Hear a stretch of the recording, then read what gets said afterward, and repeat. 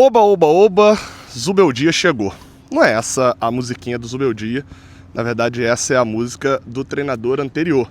Mas o fato é que o treinador chegou aqui ao CT Carlos Castilho, já deu 2 treinos, já vai para o jogo de amanhã.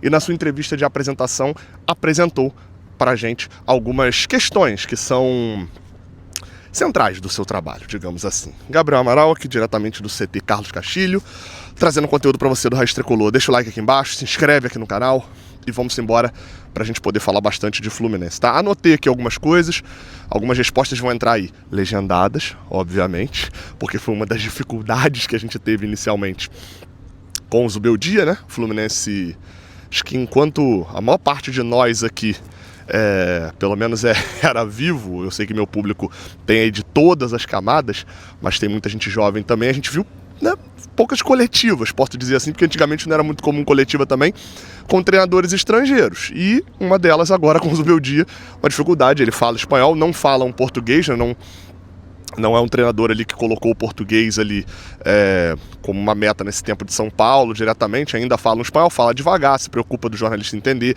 às vezes muda uma palavra ou outra, mas não é constantemente, ele não desenvolveu 100% o português. Então, vou colocar aqui as respostas, sempre que eu colocar as respostas aqui do Zubeldia, eu vou colocar legendadas, tá? É um compromisso enquanto ele estiver no Fluminense.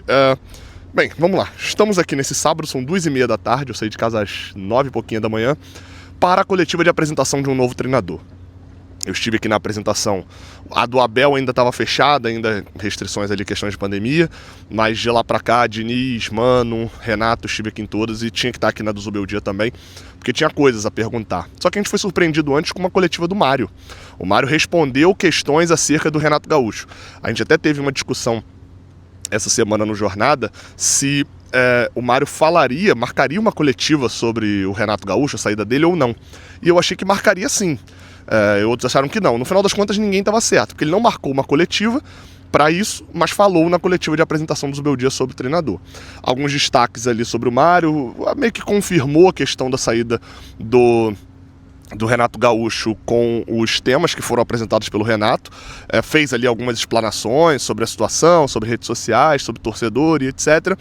E havia sido avisado antes que o Mário só responderia sobre esse tema treinador ali, seja o Renato que saiu, seja o momento da troca ou a contratação do Zubeldia. E ele elogia a questão do Zubeldia, fala que a negociação foi muito tranquila, foi uma negociação que eles não chegaram a negociar com nenhum outro treinador e que o que eles tinham ouvido, o Mário chegou a utilizar a palavra me encanta, tá? Ou me encantou, assim, né? O termo que ele utilizou para falar sobre o que já tinha visto do futebol do Zubeldia, isso me chamou a atenção, inclusive. No final das contas, como eu fiquei por último ali para perguntar, já não tinha muito mais o que perguntar sobre Renato e Zubeldia, mas eu tinha uma curiosidade, que era sobre os jogadores. O Mário, eu perguntei ao Mário sobre essa, uma coisa que eu até reclamo bastante aqui, e eu sempre tento levar para as coletivas as reclamações que eu faço aqui. Quando eu coloco uma reclamação aqui no Raiz Tricolor sobre algum determinado assunto, eu tô trazendo para cá algo que eu pretendo levar para coletiva. Óbvio que em coletiva normalmente a gente só tem uma resposta. Então, eu só tenho uma pergunta. Então, não tem como levar todas. Mas umas coisas que tem me incomodado é essas contratações abalizadas no desejo do treinador. E aí, quando o treinador sai, as contratações ficam. É o caso do Soteldo agora, o Renato inclusive confirmou que foi ele que pediu o Soteldo. E é o caso também do que, por exemplo, foi lá atrás no Diniz. O Douglas Costa, o Gabriel Pires, o Terãs, jogadores que, após a saída do Diniz, pouquíssimo foram utilizados. E aí outro jogador também que eu acabei não citando na pergunta, mas que era sobre o Mano Menezes, que a montagem do perfil do elenco foi toda feita com o Mano Menezes para ele ser demitido 3 meses depois. Então isso me incomodou. O Mário deu uma longa resposta contextualizando antes, mas o final da resposta é esse daí, ó, observa só. Sobre a conversa com o Luiz, a gente falou sobre elenco e eu acho que essa parte... Eu vou te falar o que eu ouvi, mas ele vai falar isso para você depois, né? E é por isso que não existe fórmula, não existe o certo ou o errado. Eu perguntei a ele o que ele achava do elenco, ele disse que achava o nosso elenco muito qualificado, muito bom, e perguntei para ele sobre o tamanho, né, do elenco. E ele me disse que no caso dele, e ele vai dizer isso para vocês daqui a pouco, ele prefere trabalhar até com um pouco mais de jogadores, então que para ele o tamanho está do tamanho ideal e depois ele vai explicar para vocês tecnicamente por que ele acha o tamanho do elenco ideal e não inchado, que é uma visão sua e eu respeito. E tem treinadores que vão achar como você. São treinadores que gostam de trabalhar com menos gente, com menos quantidade de jogadores, mas o nosso elenco hoje total tem 34 a 35 jogadores, e obviamente também que tem algumas questões que a gente não controla, como a subida de alguns atletas que a gente fez do Sub-17, por exemplo, como foi o caso do Riquelme, do Wallace Davi, que eram atletas que a gente entendia que já estavam prontos para estar aqui. E aí nós temos uma base interessante, com jogadores interessantes, e a gente também tem essa questão. Agora passamos a Zubeldia, Luiz Zubeldia. Cara, vamos lá. Ele falou bastante coisa. Eu entendi a coletiva inteira, né? Mas vou botar uma resposta dele aí, mas vou botar legendado. Mas acho que o que vai me chamar mais atenção foi que ele parecia muito centrado de onde ele estava chegando. O Zubeldia não me parecia, e era o meu medo em relação a um treinador estrangeiro, em algum caso, que era dele chegar e não ter muita noção do que era o Fluminense, por que o Fluminense brigava. E hoje a verdade é que o Fluminense é um time tipo São Paulo. É um time que tem investimento, não é patinho feio, o Fluminense não tem nenhuma grana, não é um time que tá... O São Paulo tem até dívidas, né, mas não é essa a questão. Falando de elenco, de time, de possibilidades, e que vai brigar sempre para brigar. O São Paulo foi campeão da Copa do Brasil, o Fluminense foi campeão da Libertadores. O objetivo é classificar para a Libertadores de novo, é tentar o título que for possível nas Copas. Eu acho que ele tem plena noção disso. Agora, ele foi perguntado sobre algumas coisas, tá? E a que mais me chamou a atenção de cara foi a declaração dele sobre elenco, porque a forma como ele joga, a forma como ele trabalhou entre os times, normalmente ela pressupõe um elenco mais curto. Ela pressupõe que o time tenha 28.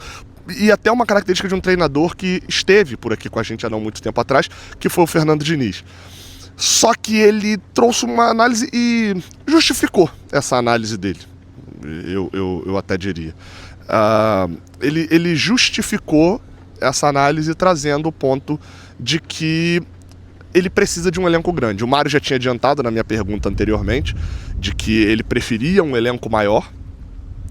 E ele depois justificou com a questão de que não dá no Brasil, com um calendário tão grande igual tem, com até uma exigência de qualidade, você tem poucos jogos que você pode ignorar no Brasileirão, por exemplo, como em algumas outras ligas até tem,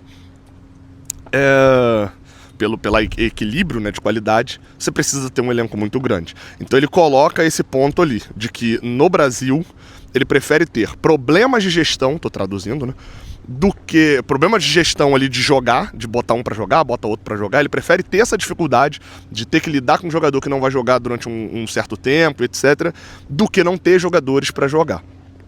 E aí ele até um pouco depois ali, ele fala, me dê mais jogadores.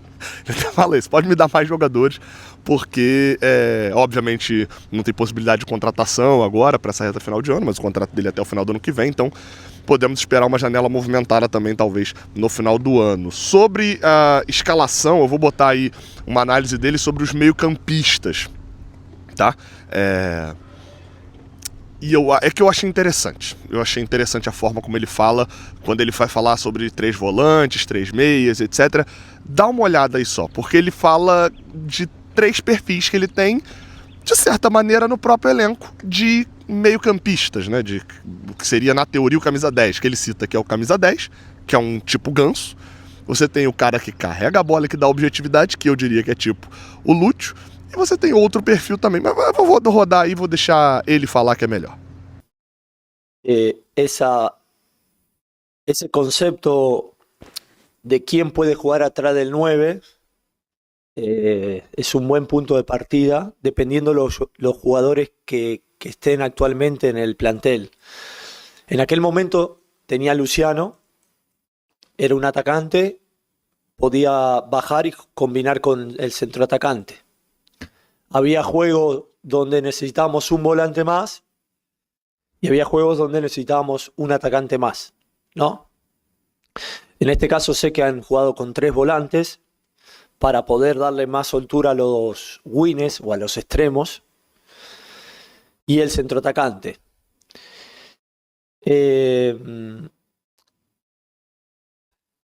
Hoy puede que también estemos viendo con mucha atención jugar más con un medio atacante, porque si encontramos ese medio atacante que pueda acompañar al atacante, al centro atacante, puede darnos soluciones en determinados juegos. Pero claro, para eso necesitamos resultado e ir viendo. Y es un poco difícil las dos cosas. Uno tiene que estar convencido que lo que coloca te da resultado, ¿no? Así que lo más importante para mí es que tenemos la opción de jugar con medio atacante natural, ¿no? Y con 3 mediocampistas. Con 3 mediocampistas ya está, o 3 volantes, 3 medias, ya está visto que ha funcionado. Bueno, veamos si también con un medio atacante podemos tener un equilibrio y tener un poco más de ofensiva. Hay 2 perfiles de medio atacante. 2 perfiles. Está el regateador y está 3 perfiles. El regateador, 3 perfiles. Regateador, ¿no? El que vertical. El atacante que se tira atrás, en este caso Luciano, que puso como ejemplo. Y está el 10, Ganso. Así que es bueno tener esa noticia, ¿no? Por supuesto hay algunos jugadores que están adaptándose, que tienen pocos minutos, que van a ir encontrando su espacio. Y veamos si son medio atacante vertical, si son medio atacante 10. A más madurez, a más años, más partidos, pienso mejor el juego, ¿no? Así que vamos a ir definiéndole con los entrenamientos, con los partidos, con los jogos. Acho que essa declaração do Zubeldia diz que ele vai ter formas diferentes de jogar. Ele até em outro momento, ele chegou a dizer o seguinte, ele falou, no Brasil você não basta ter uma forma só de jogar. Você joga muito, os caras te vencem, tem uma forma só, acabou. Achei essa declaração interessante, baseada também... o Renato não era muito disso, mas os 2 treinadores anteriores tinham um pouco de forma de jogar, principalmente o Diniz, né, marcado muito por isso. Agora, ele falou sobre base. E aí sobre base, obviamente, falou sobre o temperamento dele, são 2 coisas que chamavam a atenção e que no São Paulo se reclamava muito. Sobre temperamento, foi uma pergunta inclusive pro Vitor Lessa, ele falou tipo assim, cara, eu sou assim, não é uma coisa que eu gosto, mas eu sou assim, eu vou tentar mudar, mas não prometo. É meio que isso, mas prometeu, ele falou que teve 1 ou 2 embates só com uma questão boba com jornalistas e que isso não é o perfil dele. Tomara que seja, realmente, é um ambiente de explicar as coisas para a torcida. Eu perguntei ele também, já volto a falar sobre base, mas só para fechar, eu perguntei ele também sobre essa relação com a torcida, porque a gente acabou de ver um treinador saindo por conta de críticas que o Renato disse que era nas redes sociais, mas no último jogo a gente acabou vendo também gritos de burro, ei Renato, vai tomar vindo da arquibancada, e como ele pretende fazer isso, porque tem jogador que quando aparece no telão já está sendo vaiado, e aí ele acabou levando mais para as redes sociais, de que há muitas críticas, que ele pretende ouvir, entender e tal, porque eu queria saber qual seria a participação da torcida numa escalação. Acho que talvez tinha que ser mais incisivo na participação, na escalação dos jogadores. Ele acabou respondendo de uma maneira mais ampla. E aí, para fechar, em relação à base. Ele, no São Paulo, criticaram muito em relação à base e ele parece que se incomoda com isso, de ele ser um treinador que não usa a base, etc. Ele disse o seguinte, dizem que eu não coloco a base. Eu coloquei 3 no São Paulo e agora esses 3 estão na Europa. Falou que subiu esses 3 jogadores, né? O elenco aqui é grande, tem jogadores jovens e com calma a gente vai usando esses jogadores. O que não podemos fazer é adiantar processo, senão a gente perde 7, 8 anos de trabalho. O jogador sobe, a torcida vai criticar se ele jogar mal, e aí se perde muitos anos de trabalho com um jogador que não rende. E aí ele lembrou alguns jogadores que ele falou, Bernabé e Aguirre, os 2 laterais do Internacional, foram comigo, que eles subiram da base, também subiu o Flaco Lopes e desenvolveu o Flaco Lopes. Eu lembrei desses 3, mas poderia lembrar ainda mais. Assim, todo treinador sobe jogador da base, gente. Eu acho essa reclamação do subir da base, às vezes ela se perde um pouquinho. Eu nem tô falando que é o caso do Zubeldia, mas acho que é algo para a gente colocar aqui na nossa análise também. O que tinha para subir da base no final de 2019 do Fluminense? A gente já tinha subido uma cacetada de sub-17, o Marcos Paulo já estava lá, o João Pedro já estava lá, o Luiz Henrique já estava prontinho para subir também. Você tinha uma geração ótima, mas que em 19 ainda não estava pronta para subir. Os que estavam prontos já tinham até metido o pé, como era o caso do João Pedro. E aí depois, durante 2020, vai maturando o André, maturando o Martinelli, que sobe muito bem no final do ano. Qual o ponto que eu quero chegar? É que às vezes simplesmente usar a base não pode ser genericamente. Só joga um monte da base aí para colocar. De fato, preterir sempre a base, eu acho que você faz esse tipo de coisa muito mais na montagem de elenco do que na escalação do dia a dia. Como que você acha vaga pro Riquelme nas pontas se o Santi Moreno, o Soteldo, o Canóbio, o Serna e o Keno jogarem bem? Se eles jogarem bem, como você acha vaga pro time titular? Então, por exemplo, hoje o Flamengo vai ter uma dificuldade muito maior de usar a base do que o Fluminense, de certa maneira. Né? Por quê? Porque o Flamengo tem jogadores que estão rendendo, que estão jogando, que foram contratados com um valor muito alto, e não dá espaço para a base. Então acho que a preocupação de usar a base tem que ser do treinador no dia a dia, mas também tem que ser na hora de montar o elenco. Quando se monta o elenco, você está pensando em você ter espaço para o jogador da base, caso ele jogue bem, ele atuar? Porque também não adianta não montar um elenco, meter um jogador da base como titular, e se o cara jogar mal, você perde o jogador também. Não dá. Tem que ser equilibrado as coisas. E eu acho que o Zubeldia, pelo menos na resposta dele, dá a entender de que vai pensar mais nisso pro ano que vem também, na hora de montar o elenco. Enfim, primeira coletiva, depois de muito tempo aqui de volta no CT. O Mário falou... O Mário não fala sozinho há quase um ano, né? Porque as últimas duas falas do Mário foram justamente com o John Arias ao lado dele, seja para renovar e seja depois anunciar a despedida, e agora na chegada do Zubeldia. Vamos ver se a gente tem uma coletiva também, porque o ano se segue. É isso, tá? E um detalhe, tá? Sobre temperamento. O Zubeldia já tá pendurado na Copa do Brasil, tá? Já entra pendurado na Copa do Brasil. Se tomar um amarelo contra o Vasco no jogo de ida da semifinal, não vai ficar na casa-mata, não vai ficar no banco de reservas na volta. É isso então, tá? Tamo junto, diretamente aqui do CT Carlos Castilho. Gabriel Amaral, até a próxima. Valeu.